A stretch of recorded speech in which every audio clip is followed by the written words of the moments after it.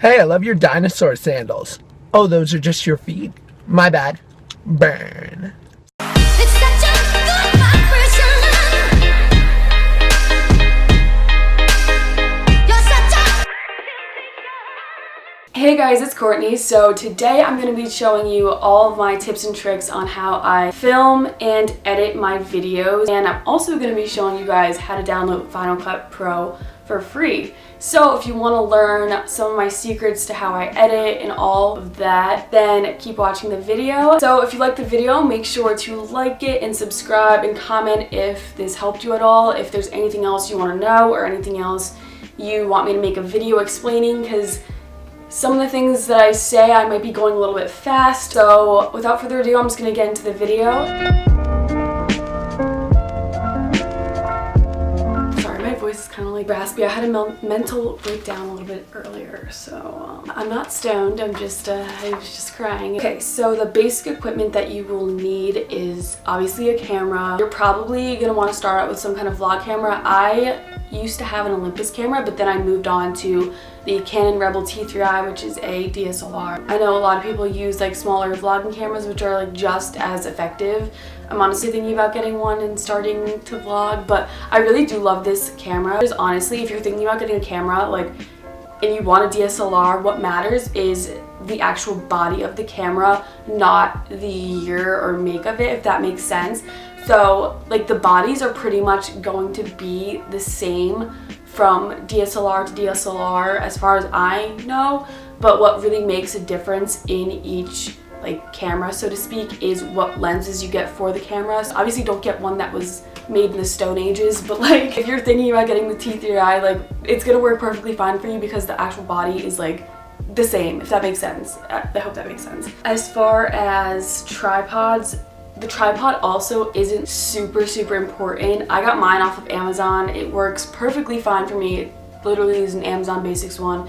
I don't think it was more than like $20 or $30. So I wouldn't worry so much about like the tripod either, because it's just there to stabilize your camera. So if you're looking for a tripod, I would honestly just go on Amazon. This one is super good. If I can link it down below, I will. It's just the Amazon Basics one. I edit on my MacBook Pro. I know it looks really plain. I want to put stickers on it, like from Redbubble. This is like the newer one. It's not the one with the what's it called? The touch bar, but it's like that model without the touch bar. When I bought this laptop for school, and I kind of just, I didn't like impulse buy it, but I didn't look into what I was getting completely out of this laptop, and it turns out there actually wasn't that much storage on this laptop, like at all. And I used to have a different MacBook Pro that was like super old and just would crash all the time, but I loved it. It was my first MacBook and I got it when I was in like 8th grade. I was expecting it to have like a similar amount of storage, but if your laptop doesn't have that much storage on it, and you want to edit videos and you're putting a lot of clips on your computer and you have a lot of files, etc., I would seriously consider investing in a, what the heck is this called? A portable hard drive like this. They are so helpful. Like I honestly would not be able to film or edit videos and put clips and stuff like that, or even do my schoolwork on this laptop. This laptop probably has like less gigabytes than my freaking phone. Definitely try and invest in a portable hard drive. I got mine also on Amazon. I think it was like $60, but this has 1 TB, which is 1 terabyte of storage on it, which is equal to, I think, 1,000 gigabytes. One of mine has 1 TB and the other one is 10 TB. That is way more than this laptop has on it. So next I'm going to be showing you how to get Final Cut Pro for free. Not really sure if this is legal for me to be saying this, but other people are putting it online, so I feel like to an extent it like has to be legal. So basically what I did was type in the YouTube search bar, or you could even type it in the Google search bar, like either one, how to get Final Cut Pro for free. And I know this sounds really sketchy, but it also sounds like really simple and like, you know, like why didn't you think of that kind of thing? But I promise you it's safe, and if it's not, then I don't know, send me a mean message, I don't know. I would just click on the first or second one, like those ones are good. I want to say I used the second one, I'm not 100%, but both of them are like reliable, good, trustworthy, like you can even like read other people's comments and stuff like that. Once you download that, you're pretty much set, like the trial doesn't expire. I know I used to use like the free trial that Mac or Apple had on their website, but that expires after like a few weeks or a few months or something like that. And once that expires, you will lose all the projects that you've been working on. So yeah, don't do that. First, I'm going to be showing you guys how to do the little zoom in that I do on my face, like you are seeing here.